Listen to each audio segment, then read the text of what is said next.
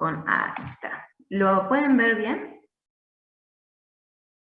Sí, profe. Sí, profe. Bueno. Bien, entonces, vamos a hablar justamente, por eso volvemos a lo que son las actividades hasta que todos estemos en sintonía. Este teórico es una actividad de lo que llamamos dimensión conceptual. Y el objetivo de la actividad es, fíjense que habla de vincular y resignificar conceptos previos. Integrar con contenidos de otras dimensiones, esto que estuvimos hablando recién, no quiere decir que lo del laboratorio sea solo laboratorio, sino que se van integrando, se van relacionando. Y actualizar conceptos, que es una de las principales funciones de los teóricos, de darles bibliografía actualizada, porque si ustedes vieron, la bibliografía a veces son del año 17, 2017, 2007, 2010, lo cual implica que ese libro, entre que fue escrito el capítulo, editado y publicado, posiblemente las citas bibliográficas sean del 2002, 2005, o sea, casi 20 años. Así que, justamente, también de las cuestiones que se dan en los teóricos es la de actualizar conceptos que a veces en la bibliografía no están del todo actualizados. Y esta actividad teórica es de la unidad temática 1. Y entonces siempre vamos a tratar de, en la actividad teórica, ir viendo lo que han estado trabajando en la semana, o en este caso lo que van a trabajar la semana que viene, donde en esta unidad temática 1, que fíjense se llama Fisiología y el ser humano desde perspectiva evolutiva y biopsicosocial, esta actividad que está marcada en rojo es la actividad que principalmente van a hacer en la guía de autoestudio, con los ayudantes, el miércoles, y en la guía de actividades con los profesores en la actividad presencial. Van a hablar mucho del pensamiento fisiológico. ¿Cuál es la importancia de eso? De que les estamos mostrando cuál es la visión, cuál es la forma en que nosotros vemos la fisiología. Cuando hablamos de ese pensamiento fisiológico, hablamos de un pensamiento, y fíjense que hablamos de fisiología de procesos. ¿Qué diferencia hay a veces? Que no vamos a hablar solo de la función que cumple una célula, un tejido, un mensajero químico, sino de los procesos en que está involucrado y que hacen que se concrete esa función, ¿sí? O sea, nosotros no estamos en la función, sino en el proceso que define esa función. Y entonces vamos a trabajar en estos dos teóricos, principalmente, si bien vamos a ir vinculando constantemente con el pensamiento fisiológico, vamos a trabajar el resto de los contenidos. Y acá viene la cuestión importante, que ya se la hablamos en el teórico pasado. Nosotros vamos construyendo los conceptos a partir de lo que ustedes ya han estudiado y han aprendido en otras asignaturas. Y entonces algunos decían, yo perdí histología, yo perdí anatomía. Si bien la vinculación es íntima, porque para hablar de un proceso, ese proceso está asentado en una estructura. Entonces, es evidente que necesitamos conocer las estructuras. Ahora, si han perdido histología, o no están haciendo histología, o han perdido anatomía, pero también tenemos muchos estudiantes que ya han cursado histología, que ya han cursado anatomía, que están cursando patología, que están cursando microbiología, asignaturas que no relacionamos, pero que eso quiere decir que tienen un gran basamento de lo que son del conocimiento de las estructuras en las que se basan los procesos fisiológicos. Ahora, ese conocimiento o esos contenidos se van repitiendo a lo largo de la carrera. Y acá lo que les mostramos, que también se los mostramos en la guía, donde dice contenidos de repaso, de asignaturas previas, también en los teóricos. En estos dos teóricos que vamos a tener, el de hoy y el del, ¿cuándo es el próximo? El viernes que viene. Fíjense, vamos a trabajar, vamos a partir o vamos a integrar y vincular todos estos conceptos que ustedes ya han estudiado en el ciclo introductorio, como en Introducción a la Biología Humana, a la Química de los Procesos Biológicos, en Introducción al Estudio de la Medicina, en Medicina y Sociedad, también, si están cursando Histología y Anatomía, integrar esto. Si los han perdido, fíjense que tampoco se tienen que hacer problema, porque en Introducción a la Biología Humana han revisado los conceptos generales. Les voy a dar un ejemplo. En Introducción a la Biología Humana, en la unidad temática 3 tienen lo que es el código genético, lo que son las mutaciones. En la unidad temática 4, los principios de genética, que es el genoma humano. Entonces, si tienen esos conceptos, ya con eso es suficiente. Ahora, si han avanzado, ya han cursado histología o están cursando y van por la unidad temática 4 o la unidad temática 5, ya tienen mayor bagaje en el desarrollo de esos conceptos, que fíjense que se repiten en biología humana, en histología, en biología celular y genética, tienen como la misma estructura, pero con una vuelta de complejidad.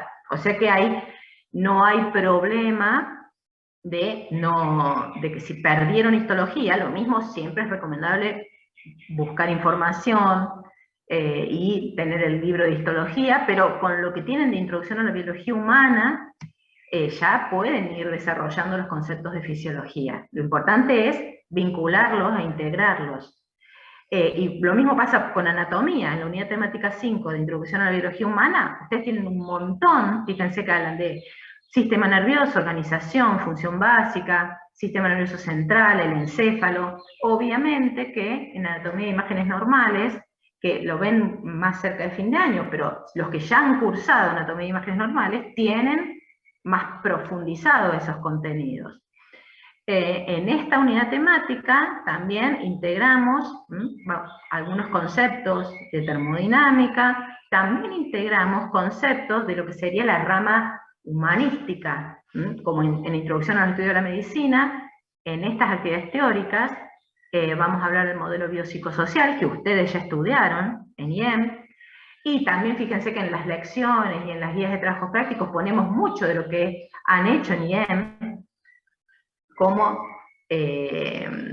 formas de estudiar, formas de aprender. También con Medicina y Sociedad, porque si hablamos de la perspectiva biopsicosocial, vamos a ver los aportes de la antropología, de la sociología.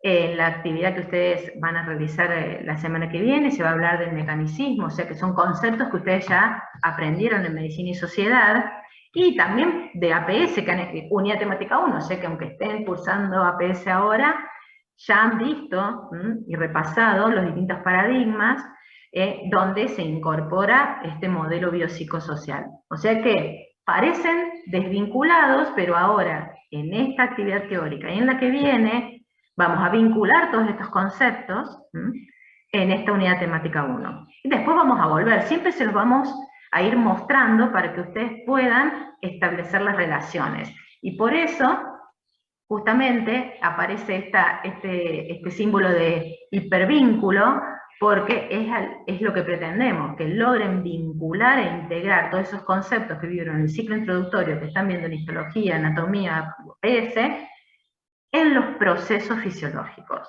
¿Por qué hablamos de los procesos fisiológicos? Porque ustedes, si miramos cualquiera, fíjense, vamos a volver para atrás de este hipervínculo, fíjense que ya hablan, cuando están en histología hablan de histofisiología, cuando en anatomía hablan de funciones, en biología humana hablan de función básica, ¿sí?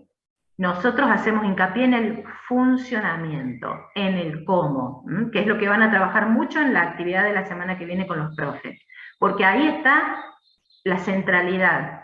Hablamos de una fisiología de procesos, ¿sí? O sea que no vamos a decir solo la función, sino en lo que nos centralizamos es en los procesos, o sea, en responder el cómo se generan distintas relaciones e interacciones, y ese resultado del cómo sería la función, que sería la respuesta del para qué. Que todo eso van a trabajarlo para que vean lo importante que es diferenciar ese cómo de ese para qué cuando uno estudia. Por eso tienen toda una actividad con los profesores. en la actividad presencial. Bien. Entonces, chicos, yo no puedo leer el chat. A ver, esperen, a ver si lo puedo abrir. Sí, acá al costadito no, pero me queda... Porque no puedo ir, pero bueno, cuando terminemos les leo todas las... Si quieren ir escribiendo las dudas que van surgiendo y después las busco y las leo, porque si no me les va a tapar ahí la pantalla.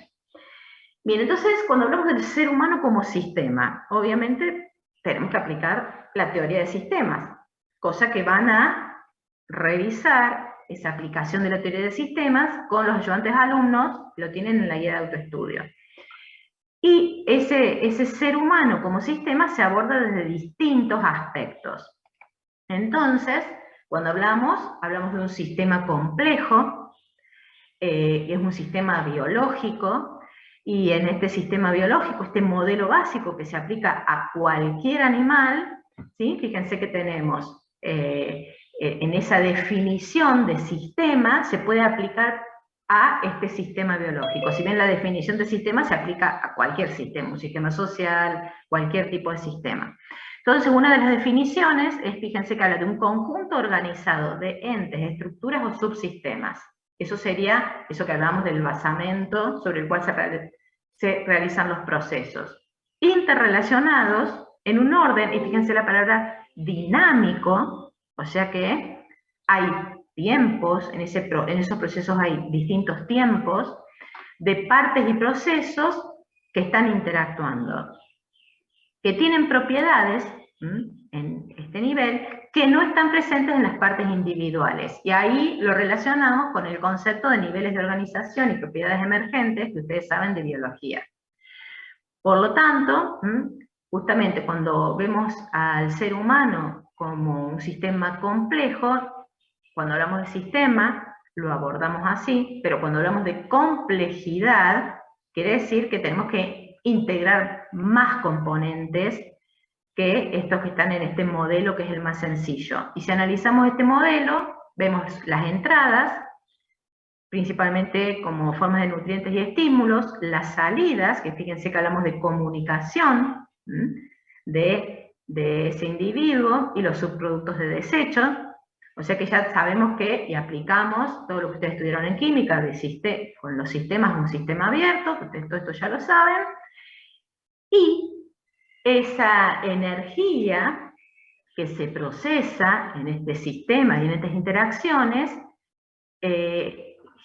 generan las fuentes para el desarrollo del crecimiento, de la reproducción y de la homeostasis, que es un concepto que viene prácticamente de la ecología, que atiende a la distribución de energía dentro de un sistema ecológico como dentro de un sistema chiquitito, más chiquitito como puede ser un ser humano, donde toda la energía se está distribuyendo entre estos tres principales procesos: homeostasis, crecimiento y reproducción. Y lo importante de la aplicación de las leyes de la termodinámica, como habíamos hablado de química, es que este sistema se define como negentrópico. O sea que el sistema como tiene la capacidad de conservar las estructuras, porque si aumenta la entropía en ese sistema, las estructuras se desorganizan. Por lo tanto, el aumento de entropía que se genera por todas las reacciones químicas que tenemos adentro del organismo, justamente parten hacia el ambiente externo, como esos subproductos o esas salidas. Por eso se concibe como negentrópico. La entropía la exportamos al ambiente. Y de esa forma se mantienen las estructuras organizadas y reguladas. Fíjense que habla de autoorganización y autorregulación, que son conceptos que vamos a ver la clase que viene. Y entonces, cuando empezamos a analizar los niveles de complejidad del ser humano como sistema, podemos aplicar cualquier modelo de sistema complejo, y entonces podemos entender que ese individuo, ¿sí?, reúne un montón de componentes. Fíjense que acá podemos decir que estos son moléculas que se agrupan, forman células, que los conjuntos de células forman tejidos, y que forman órganos, o sea que, fíjense que ese es un modelo general que se aplica a, por ejemplo, al hombre, al ser humano. Y hablamos que, entonces tienen distintos componentes que están relacionados entre sí, ¿sí? Y que podemos, a su vez, lo importante de tener en cuenta cuando hablamos de un sistema, que uno determina el nivel de estudio de ese sistema, o sea que podemos considerar a la célula un sistema, al tejido un sistema de estudio, a un órgano, a un conjunto de órganos que componen lo que llamamos en fisiología sistemas, no se usa la palabra aparato, sino sistemas, porque hablamos de procesos funcionales, y al individuo como un todo, o sea que uno define el límite del sistema de acuerdo a su estudio. Por eso ustedes ven que en la unidad temática 2 hablamos de fisiología de los procesos celulares y tisulares. Por lo tanto, ahí estamos determinando que el sistema de estudio, el nivel al que se llega en el estudio, es el de célula y el de tejido. Y así se puede avanzar. Por eso uno define los componentes de ese sistema. Y lo que tenemos que tener en cuenta acá, esto es una aclaración, porque cuando ustedes lo vean van a decir, ¿qué quiere decir esta palabrita caos? No influye en lo que estamos hablando, pero se lo quería aclarar para que no generara confusiones cuando ustedes están estudiando, que acá en este modelo explica que además de la teoría de sistemas, de la teoría de control, se aplica la teoría del caos y la teoría de la evolución. ¿Qué quiere decir la teoría del caos? Básicamente, aquellos que vieron Jurassic Park, la primera de Jurassic Park es una de las explicaciones más sencillas de la teoría del caos, que es justamente que pequeños cambios en la evolución de un sistema, pequeños cambios, variaciones iniciales en las condiciones iniciales, puede llevar a resultados y a grandes diferencias en el futuro. Eso sería una simplificación extrema de la teoría del caos, que se aplica a algunas patologías o a algunos eventos sociales. Pero es una aclaración aparte, no es que nos vamos a centrar en eso. Bien, entonces, lo que sí nos interesa es que esos componentes tienen una interacción dinámica. Todos los componentes del sistema tienen una interacción dinámica. Y esa interacción implica una transferencia de la información.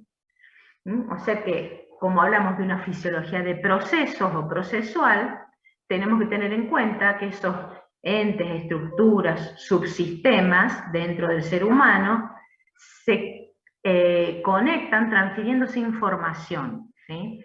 Y eso establece una relación causal, una relación causa-efecto, que si bien es una relación lineal, es lo primero que aparece, ¿sí? Como esto, que ustedes estudiaron en biología y han estudiado en histología, esto es una transferencia de información, ¿sí? Del ADN hasta la proteína, es una transferencia lineal de información.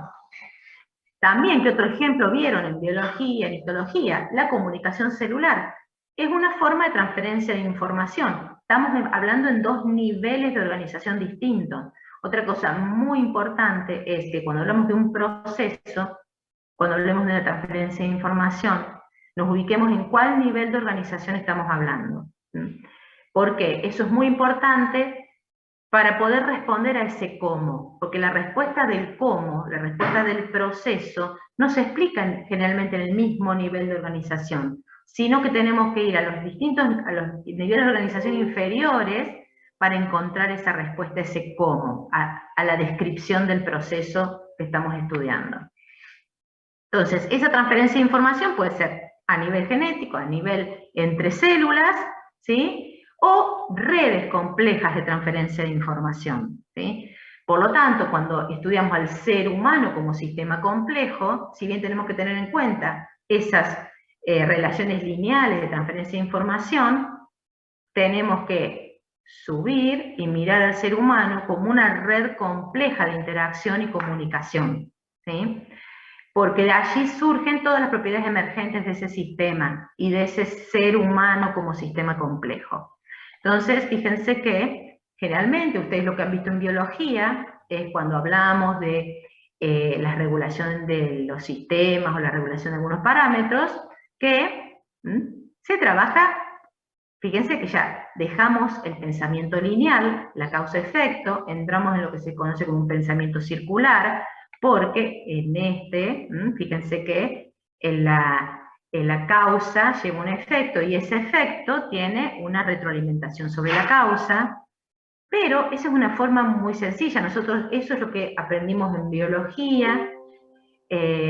Ahora tenemos que entrar en la mayor complejidad porque vemos al ser humano como sistema complejo. Por lo tanto, cada vez que tengamos que analizar el comportamiento de una variable, vamos a entrar en esas redes, ¿sí? Fíjense que la red no es un solo componente lo que interacciona, sino que son muchos de los componentes. O sea que acá le estamos diciendo, está bien, aprendemos esta visión más sencilla, lo que estudiaron en biología, lo que a veces revisan un poco en histología, pero en el transcurso de fisiología, sobre todo en las últimas unidades temáticas, lo que atendemos es a una integración de redes complejas, ¿sí? Entonces, ustedes tienen que comenzar a construir todos los componentes y a interrelacionar todos los componentes de esas redes de interacción y comunicación que hacen al funcionamiento del ser humano. Y justamente así es como actualmente se estudia. Vieron que hablamos de, vamos a ir actualizando conceptos. Entonces, está la forma de estudiar las redes fisiológicas, ¿sí? Y actualmente, así como se conoce el genoma humano, ahora se está desarrollando la investigación de lo que se llama el fisioloma humano, o sea, conocer y comenzar a integrar todas estas redes que hacen al funcionamiento del ser humano. Entonces, si volvemos al modelo básico, podemos analizar otra parte. ¿Qué tenemos acá? ¿Sí? Tenemos que el concepto básico, ustedes vieron en biología, que es en cada nivel de organización, debido a esas interacciones y esas relaciones y esas comunicaciones que aparecen entre esos componentes, se generan propiedades emergentes. O sea que, y eso es muy importante tenerlo en cuenta, dependiendo del nivel de organización en el que estemos analizando al sistema. Ahora, cuando hablamos del hombre como sistema complejo, ¿qué aparece? Que la propiedad emergente más importante de ese hombre como sistema complejo, ese ser humano como sistema complejo, es la cognición, que también es un término que usamos siempre, que aparece en todos los programas y en todos analíticos de las asignaturas. Generar hábitos metacognitivos, ahora lo que vamos a ver desde la biología, ¿sí? Y incorporando conceptos evolutivos, cómo es que aparece esta propiedad emergente en el ser humano, que es la cognición. Entonces, ¿cómo definimos cognición? Como todos los procesos funcionales corticales relacionados con el pensar. ¿Sí? Eso sería una visión amplia del concepto de cognición, que justamente, que dijimos, surge como propiedad emergente de este sistema complejo que es el ser humano. Y nuevamente volvemos a ver que tenemos redes de conectividad, que está dado por la cantidad de redes neuronales, que van a estudiar en la unidad temática 2, que generan un montón de procesos cognitivos a nivel cortical. Y si bien uno ubica una función, entonces dicen a nivel occipital, la visión, eso es ubicar, hacer una relación estructura-función. Lo que tenemos y lo que vamos a ir estudiando a lo largo de fisiología es cómo se generan esos procesos, cómo se dan esas secuencias de procesos, esas vinculaciones, esas redes, para que podamos llegar a esa definición que ustedes saben, o esa relación estructura-función que ven en biología, en histología y en anatomía. Por lo tanto, Esto sería, no se asusten, esto es lo que van a terminar de desentrañar cuando estemos viendo las últimas unidades temáticas de fisiología. Lo que les quiero mostrar es el recorrido que se va a hacer. Por lo tanto, vamos a conectar todas estas estructuras y poniéndolas en funcionamiento. Y al conectarlas, justamente, ¿qué estamos haciendo?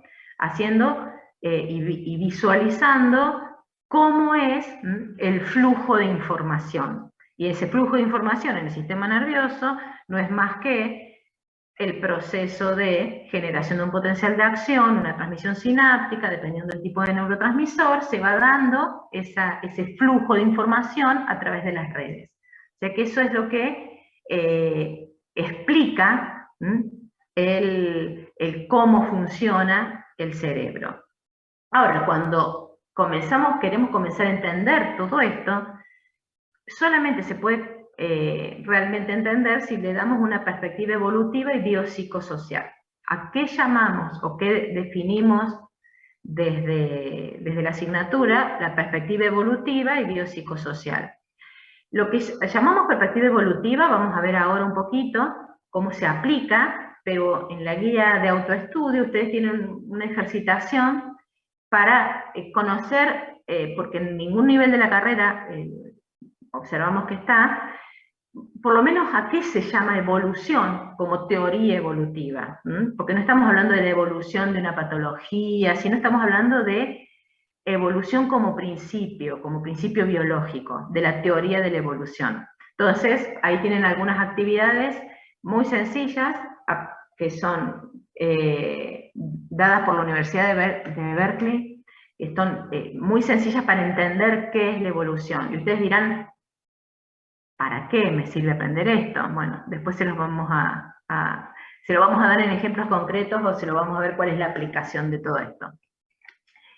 Cuando hablamos de perspectiva evolutiva, entonces, tenemos que hablar de cómo se fue estudiando la evolución del hombre, ¿sí? Y uno de los principales estudios de la evolución del hombre fue a través de los fósiles, ¿sí? La primera perspectiva evolutiva fue esa, estudiar fósiles, o sea que distintos grupos de investigadores, y acá, ¿por qué les hago esta referencia? Fíjense que habla de los Leakey. ¿Por qué? Porque es una familia entera dedicada al estudio desde los años 50 de la evolución humana. Y hicieron muchísimos hallazgos, todos en África, generalmente, esos cráneos, y así se pudo como reconstruir, estudiando los cráneos y analizando el volumen de esos cráneos, el volumen, ¿sí? Se relacionaba con, sería la capacidad o el volumen cerebral que contenía ese cráneo. A veces eran partes de cráneo solamente lo que se encontraron. O sea que así se pudo como reconstruir una historia en esa perspectiva evolutiva. Ahora, con ese estudio, ese volumen craneal que sí aumenta, no se explican todos estos procesos cognitivos, ¿sí? Y las habilidades que se van adquiriendo a lo largo de la evolución del hombre. Entonces, este grupo de investigadores, comandado por Leakey, comenzó a preguntarse cómo estudiar procesos, porque si no, nos deteníamos solamente en huesos fósiles. Entonces, tomando y teniendo en cuenta la filogenia, ¿sí? Que ahí vi que en anatomía utilizan el concepto de relación entre ontogenia y filogenia, ahora lo vamos a aplicar nuevamente. Conociendo la filogenia del ser humano, se les ocurrió comenzar a estudiar, serían a nuestros primos hermanos, ¿sí? Por lo tanto, Richard Leakey, que es este hombre, decidió contratar a 3 mujeres y a cada una la envió a lugares donde residen nuestros 3 principales primos hermanos simios, que serían los chimpancés, los gorilas y los orangutanes. Sin saberlo, estas 3 mujeres comenzaron a desarrollar una nueva ciencia que es la sociobiología. ¿Qué enfoque le dieron? Justamente estudiar las bases biológicas del comportamiento de esas especies animales con una perspectiva evolutiva, porque con los volúmenes de esos cráneos fósiles no se avanzaba en la investigación de la evolución humana, mucho menos desde la perspectiva social. Y entonces surgen así un montón de estudios, y los principales estudios se dan en este grupo de simios, que no son ni chimpancés, ni gorilas, ni orangutanes, sino que son bonobos, en el Congo. Actualmente se estudian que cuando uno analiza sus conductas, como conductas de aprendizaje social, conductas de afectividad, relaciones sociales, puede aprender mucho e integrar la biología, la evolución y el desarrollo de relaciones sociales en comunidades gregarias. Y con todos estos trabajos, entonces, un médico, Paul MacLean, tomó distintas teorías previas, como la teoría de Haeckel, que es de donde surge este concepto que ustedes han visto en anatomía, que la ontogenia, y a veces se aparece también cuando ustedes estudian embriología, que la ontogenia recapitula la filogenia, y lo aplica al desarrollo del cerebro humano.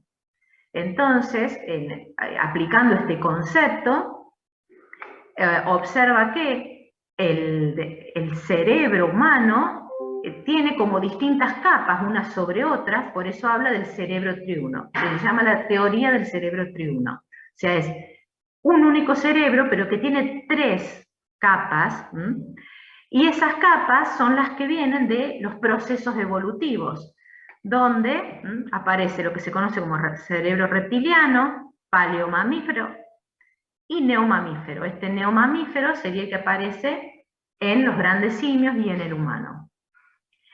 Acá están representados, entonces fíjense que este cerebro reptiliano sería el que está relacionado con las funciones básicas, ¿sí? Con las funciones vitales. El mamífero inferior, con esa aparición de otras estructuras, como el sistema límbico, comienza a relacionarse desde las cuestiones de emotividad, procesamientos un poco más elevados que impactan sobre ese cerebro reptiliano. Y la aparición de la corteza, principalmente la neocorteza en los primates, genera otra estructura de control y regulación sobre el cerebro paleomamífero y el reptiliano. Esa sería la teoría de MacLean, que nosotros la podemos utilizar para estudiar.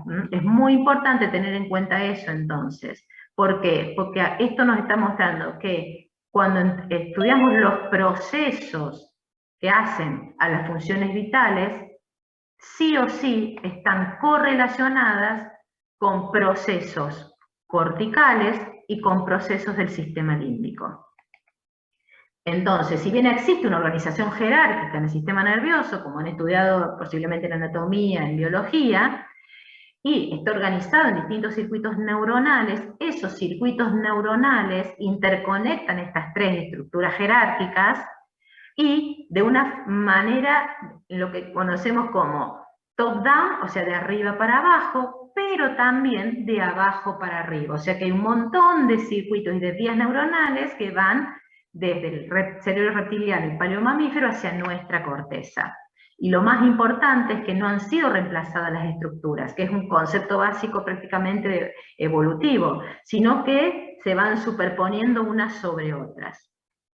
Y así entonces vamos a poder entender un montón de procesos y ver la complejidad de los procesos, porque si solo nos quedamos en, entre comillas, cerebro reptiliano, podemos observar y entender la respuesta de ciertos procesos, pero no, por ejemplo, de por qué un pensamiento, de por qué evocar en la memoria una situación estresante aumenta la frecuencia cardíaca. Explicar eso, explicar ese aumento de la frecuencia cardíaca, implica conocer y reconocer que ese cerebro neomamífero y que ese cerebro paleomamífero inervan estructuras de ese cerebro reptiliano que contiene los núcleos de regulación de la frecuencia cardíaca.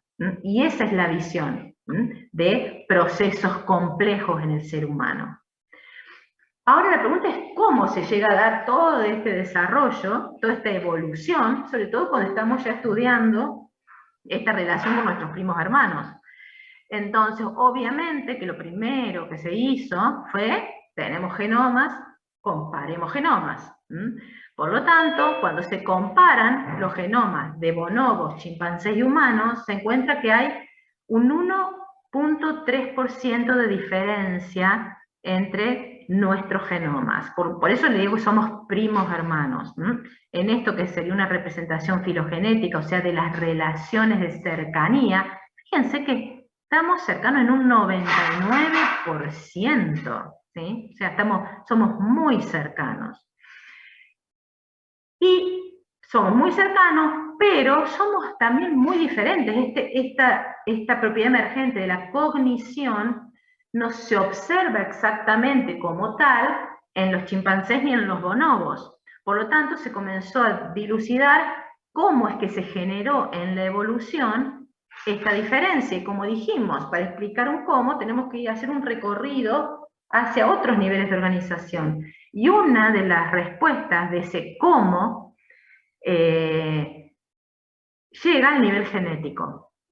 Entonces, cuando se estudian a nivel genético, se encuentran que un conjunto, estos seguramente los estudiaron en la parte en genética, no en biología, pero sí ya los que han hecho histología, biología celular genética y embriología, han estudiado la importancia en el desarrollo embriológico de un conjunto de genes potenciadores. Entonces, y hay específicamente en el desarrollo del cerebro, de esos genes potenciadores, uno que es un subtipo cerebral 5. ¿Qué se observó? Que si bien está presente en humanos y están presentes, fíjense, también en chimpancés y en bonobos, se observó que la presencia, la expresión de este gen en la corteza humana es muy importante, y principalmente en algunos lugares de la corteza humana, como es el lóbulo frontal, ¿sí? Donde favorece la corticogénesis, y principalmente en donde, en las áreas de asociación multimodal de esa corteza prefrontal. Ahora, cuando se analiza en cuánta diferencia hay entre este potenciador entre el humano y el chimpancé, es solamente 16 letras del código genético. O sea que fíjense que 16 letras han cambiado totalmente lo que podemos considerar un salto evolutivo importante. O sea que se relaciona o se correlaciona esa alta expresión de este tipo de genes en las redes cognitivas de orden superior, y que eso hace que durante el desarrollo embriológico se acelere mucho, se acorte el ciclo celular, por lo tanto en el mismo tiempo se desarrollan mucho más, digamos, entre comillas, redes cognitivas en esa corteza, principalmente del lóbulo frontal. ¿Y qué encontraron? También otra correlación, estudiándolo en humanos, que eso se correlaciona con la inteligencia, el nivel de sociabilidad, y que esas características son altamente heredables. O sea que ahí estamos ya vinculando un poco, fíjense, hacemos un salto desde la genética hasta, hablamos de sociabilidad del ser humano. Ya esto que comenzaron a estudiar con los simios las chicas de Leakey, estamos relacionándolo con un conjunto de genes. Por lo tanto, ahí, si ustedes se vuelven en lo que estudiaron en Introducción a los Estudios de la Medicina, posiblemente en APS, estamos como haciendo un reduccionismo biológico extremo en la explicación del cómo, pero hay una correlación real, actual, en las investigaciones. Por lo tanto, la cuestión es, ¿podemos explicar el comportamiento humano solo a partir de esta expresión de genes? Y entonces ahí lo primero que tenemos que ver es de definir adecuadamente comportamiento. Y surge la primera duda, ¿decimos comportamiento o decimos conducta? Y ahí entonces aparecen pequeñas diferencias en el concepto de conducta y en el concepto de comportamiento cuando se habla en el idioma castellano. Siempre digo que este idioma tan rico que tenemos, fíjense que cuando hablamos de conducta, por eso hablamos de conductismo, generalmente hablamos de respuestas motoras, por eso dice que se manifiestan con el movimiento o cese de actividad, como respuesta a estímulos. Cuando se habla de comportamiento, se habla más desde la psicología, porque fíjense que habla de la expresión de la personalidad, o sea que ya ahí estamos a un nivel de complejidad de interacción mucho mayor que una simple relación estímulo-respuesta. La cuestión es que en inglés, tanto conducta como comportamiento atienden a la misma palabra que es behavior. Por lo tanto, en el castellano tenemos una leve diferencia, por eso en los libros a veces ustedes van a encontrar conducta, a veces van a encontrar escrito comportamiento, a veces en el mismo párrafo encuentran las dos, porque se pueden usar como sinónimos, principalmente desde la biología. Cuando vemos entonces la construcción de ese concepto de comportamiento humano, fíjense que tenemos en azul, tenemos como una gran vertiente, que sería lo social y cultural, y otra gran vertiente que es lo netamente biológico, donde tenemos ahí, fíjense, un impacto importante de lo que es la genética, de cómo se recombina, la recombinación, las mutaciones, ¿sí? Porque sobre eso es sobre donde trabaja la selección natural. Entonces, cuando hablamos de una conducta humana, tenemos que tener en cuenta tanto la vertiente netamente biológica, que tiene que ver con la selección natural, sobre esas mutaciones, esas recombinaciones genéticas, el desarrollo ontogenético, el desarrollo biológico de esa persona, como también el contexto en el que se desarrolla esa persona, o sea, lo cultural, la evolución cultural, las creencias. Así que constantemente tenemos que atender a estas dos vertientes cuando observamos el comportamiento de la conducta humana. Ahora, esto nos lleva a pensar si existe lo que se llama una coevolución entre los genes y la cultura. Hay ejemplos de coevolución. Un ejemplo es que hay, a ver, en India ustedes saben que existen castas, castas, como serían como grandes clases sociales, desde las más pobres hasta las más altas. Y culturalmente, esas castas no pueden casarse entre ellas. O sea que si vos naciste en una casta, solo puedes casarte, tener hijos, con los de tu propia casta. ¿Eso qué llevó a lo largo de la evolución? A que comenzaron a haber problemas médicos relacionados principalmente con un tipo de anestésico en un grupo de personas. Cuando se comenzó a estudiar el problema, vieron que todas esas personas pertenecen a la misma casta. O sea que ahí empezaron a estudiar y obviamente identificaron un conjunto de genes que se expresan en esa casta por la gran endogamia a lo largo de miles de años que se dan en esa casta. Por lo tanto, ahí podemos, fíjense el impacto que tienen la cultura sobre la expresión de algunos genes. O sea que, obviamente, sí. ¿Puede ser que entonces no se estaba dando la recombinación genética ahí y ese era el problema? Sí, sí se da recombinación genética. Lo que pasa es que vos al tener dos castas y estos hace 2000 años se reproducen entre sí y esta otra casta durante otros 2000 años se reprodujeron entre sí, si acá había algún conjunto de genes, ¿sí?, más dominantes, se fueron seleccionando. La casta funciona como una fuerza de presión de selección, ¿se entiende? Entonces, genera diferencias biológicas. O sea, fíjense el impacto de la cultura que genera una presión de selección sobre algunos genes. Eso, hablamos de tiempos históricos, porque si hablamos de castas, estamos hablando de una sociedad, hablamos de tiempos históricos. Eso que estamos viendo en esto, si lo llevamos a tiempos geológicos, o sea, a millones de años, básicamente es la forma en que se generaron dos especies. Cuando ustedes lo vean que se llaman aislamiento.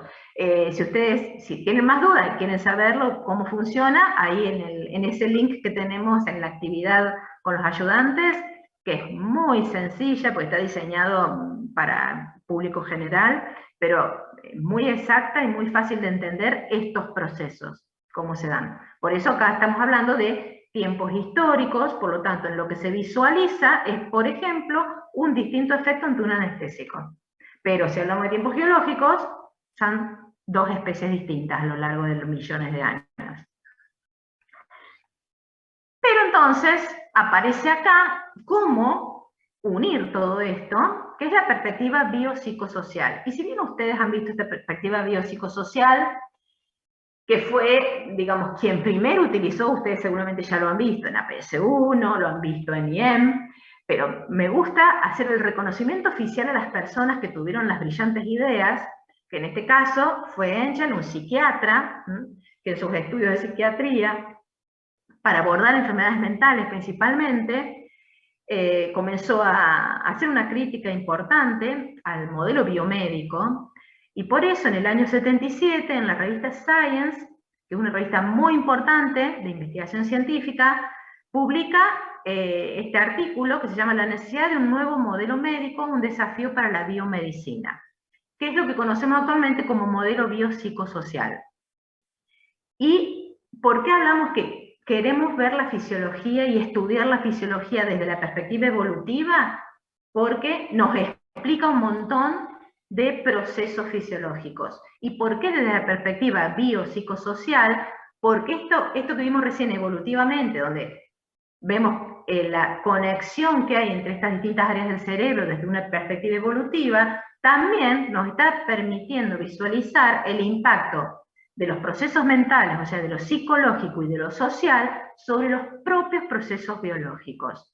Por lo tanto, también tenemos que tener en cuenta ese aspecto cuando estudiamos regulaciones de parámetros en los procesos fisiológicos. Y ni les cuento cómo lo tienen que tener en cuenta cuando estén frente a un paciente. Cuando entonces hablamos de este modelo biopsicosocial, me voy a hacer solamente 3 referencias y les voy a dar un modelo de cómo la representación del discurso modifica a veces el aspecto en el que se interpretan las cosas. ¿Cómo se definió? Fíjense, como un desafío para la biomedicina, para esa escuela que hasta ese momento era la preponderante, y obviamente también esa escuela, esa biomedicina, y sobre todo la investigación desde la perspectiva solo biomédica, no permitía avanzar en un montón de, digamos, baches teóricos que la ciencia no podía cubrir. Entonces, es casi como un cambio de paradigma importante, no solo desde la perspectiva del ejercicio de la medicina, sino también desde la perspectiva de la investigación en biomedicina. Fíjense que habla de incorporar pensamientos, creencias, sentimientos, comportamientos y el contexto social y sus interacciones con procesos biológicos para mejorar, para entender mejor y manejar la enfermedad. Eso sería, digamos, el objetivo de ese trabajo donde plantea Engel, tenemos que cambiar. Por eso es una fuerte crítica. Ahora, en algunos trabajos ustedes pueden encontrar representado así este modelo. Fíjense, acá que ven el modelo, donde es un mapa conceptual, donde ustedes tienen ahí el desarrollo de cómo se construye un mapa. Fíjense que acá construyeron un mapa conceptual donde está lo bio, lo psico, lo social. ¿Sí? Y características de qué implica cada uno. Esto nos está diciendo que hay una parte biológica, una parte psicológica, una parte social. Ahora, no nos está mostrando que están interactuando. ¿Sí? Fíjense que solamente nos muestra que existen. Distinto es cuando, fíjense acá, aparecen los mismos componentes, ¿sí? Hablado desde variables, pero fíjense que por lo menos comienzan a establecer flechas de ida y vuelta, que eso visualmente ya no solo me está diciendo qué es lo que abarca dimensión biológica, la psicológica y la social, sino también me está diciendo que interaccionan entre ellas. Fíjense que son dos mensajes distintos, porque son dos representaciones de la información distintas. Ahora, fíjense que acá tenemos una de las más comunes, seguramente la que ustedes vieron en APS o en Introducción al Estudio de la Medicina, donde justamente se ven como dimensiones distintas pero interconectadas.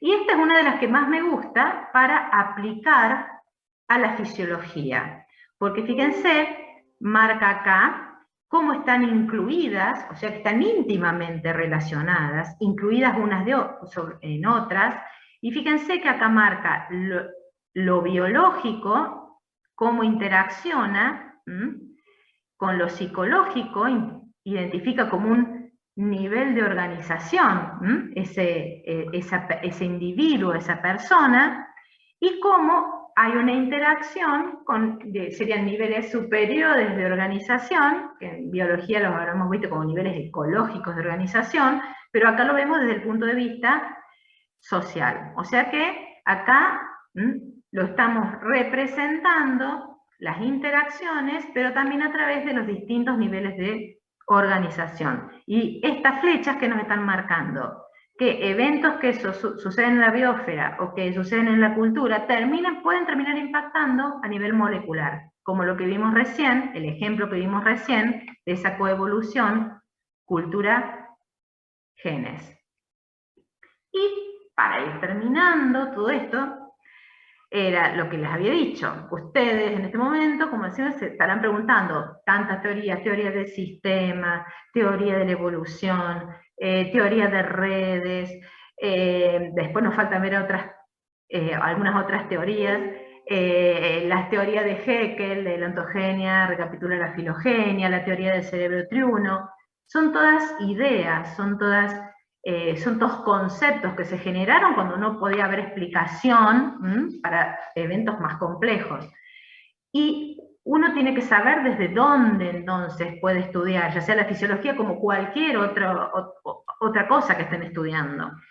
Y en este caso, por eso se los exponemos. Le decimos, estas teorías nos ayudan a entender los procesos fisiológicos. Ahora, ¿me van a servir cuando sea médico? ¿Y? Justamente, si ustedes cuando entran a la página de fisiología tienen esta frase, que es de Starling. Starling, un fisiólogo, fíjense, del año 1926, dijo esto. Cuando ustedes hablan de fuerzas de Starling, estaban hablando de lo que él investigó. Dice que la fisiología de hoy es la medicina del mañana. Eso ya lo dijo en el año 1926. Y consideramos que tiene un gran impacto en la información que nosotros, esas pequeñas vinculaciones que les podemos hacer de un proceso netamente biológico con eventos sociales y con eventos científicos que se están dando hoy. Porque son los que van a impactar en ustedes dentro de 20 años cuando sean médicos y cuando ejerzan la medicina. Por ejemplo, actualmente se está desarrollando una medicina que se llama medicina de redes. ¿Por qué? Porque enfocan justamente la investigación y en medicina, y para posteriormente hacer la investigación traslacional, o sea, de esa investigación básica, llevarla directamente a la cama, al pie del paciente, a través de la teoría de redes complejas. ¿Sí? Por lo tanto, que van construyendo las redes moleculares, las redes de órganos y sistemas, las redes sociales, porque van desde lo genético hasta las interacciones sociales, generando redes entre distintas patologías, por ejemplo, acá cómo se relacionan la obesidad, la diabetes, la insulinoresistencia y el asma. O sea que eso se llama medicina de redes.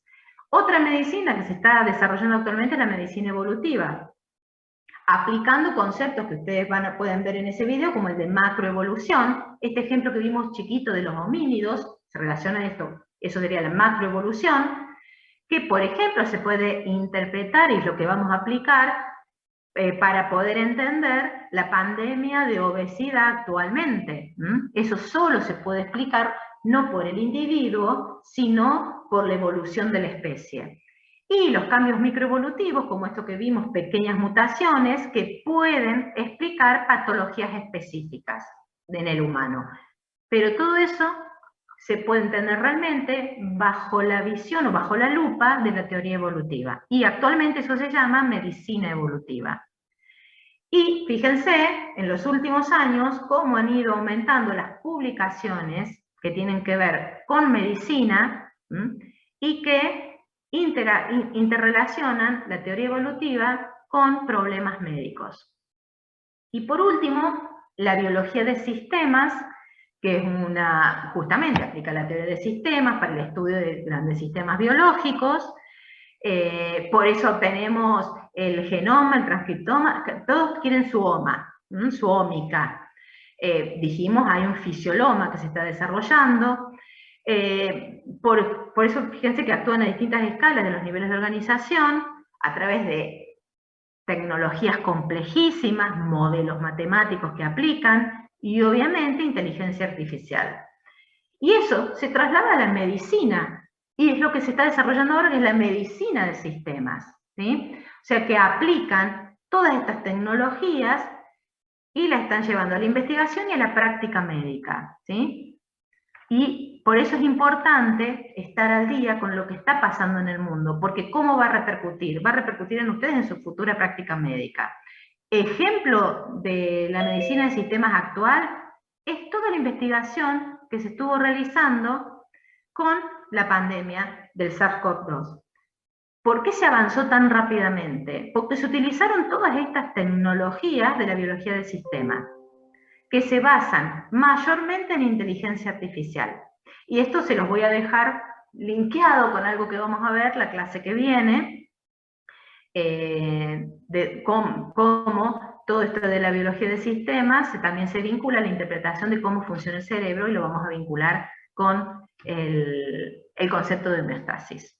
Y creo que aquí entonces vamos terminando, volviendo a lo que vimos al principio, que si bien esto es una clase muy teórica, digamos como que son pocos, no estamos hablando de un proceso fisiológico en sí, pero sí es tan o más importante para poder entender desde dónde nosotros estudiamos los procesos fisiológicos, y esperamos que ustedes puedan desarrollar ese estudio de los procesos fisiológicos.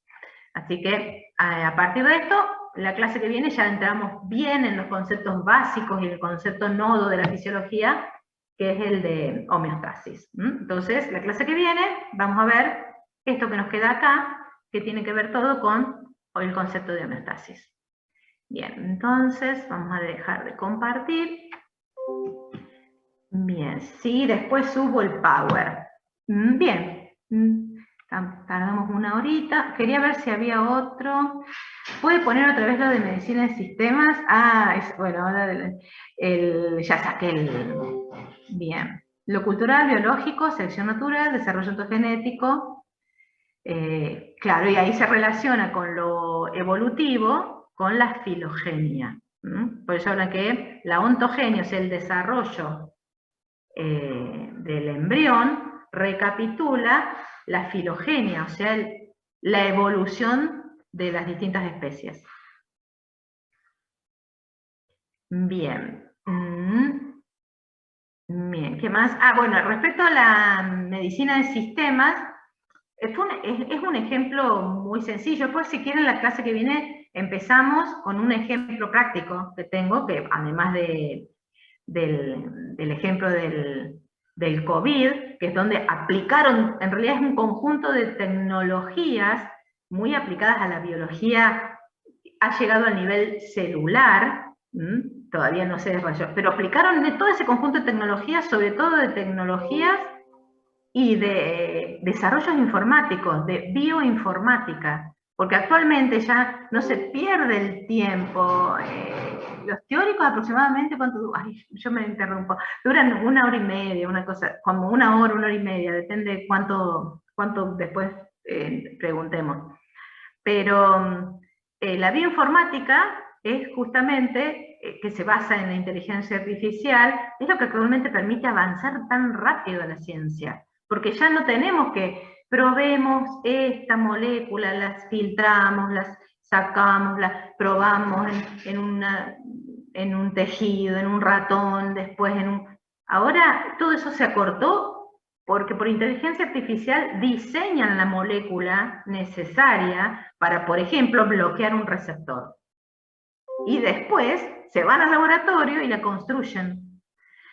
O sea que es muy rápido el desarrollo y eso les va a impactar a ustedes de lleno. Yo ya voy a estar vieja y voy a esperar que ustedes sepan bastante para poder atenderme, pero los va a impactar. O sea que es importante que estén atentos a todos estos grandes cambios.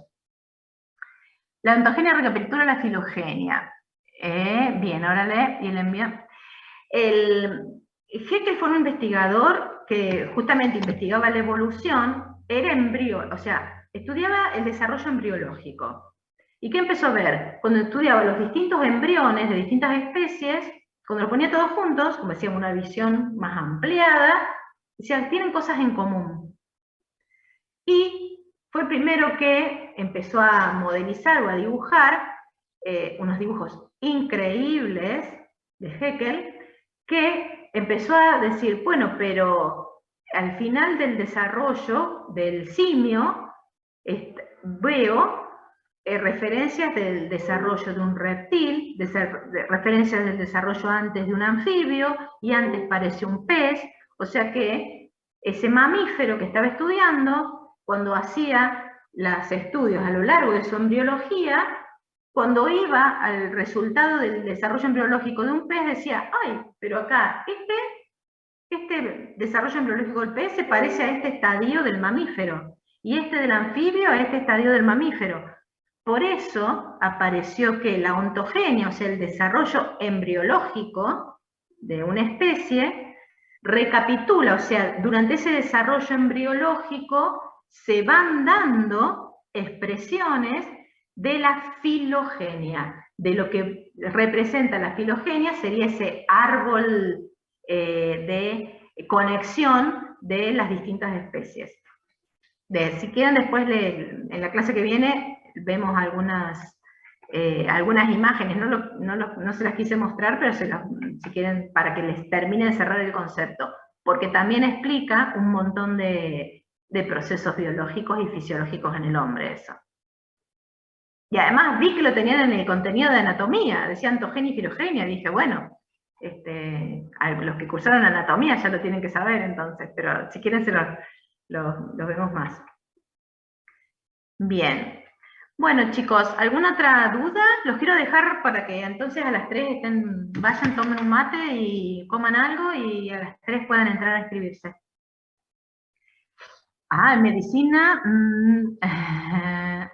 desde unos años, justamente cuando hablamos de medicina de redes, vieron el ejemplo que les di, que es comenzar a conectar, porque hay flujo de información, fíjense las patologías que les dije, obesidad, resistencia a la insulina, diabetes, asma. O sea, lo que comienzan a hacer, gracias a toda la inteligencia artificial, es encontrar conexiones que facilitan el estudio del fundamento biológico, ¿sí? O sea que, y eso entonces se puede aplicar a niveles inferiores, por sea a nivel celular, nivel genético, o a nivel superior, como serían el contexto social. O sea que las redes de distintas patologías se van construyendo, ¿sí?, con esas interacciones.